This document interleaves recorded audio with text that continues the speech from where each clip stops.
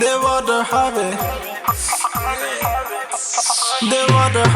दरजी रे कि काम कर फरजी रे देवर साला दरजी रे कि काम कर फरजी रे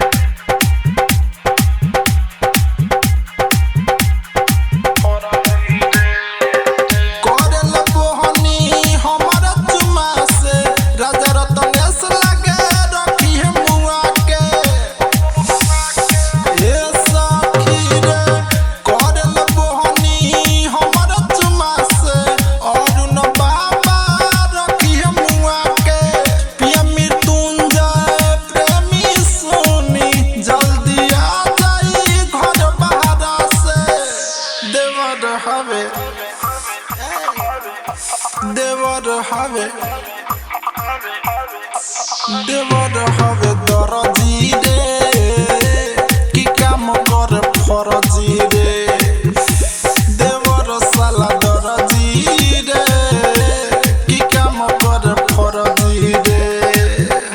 डिजिटल रिकॉर्डिंग स्टूडियो दिल्ली।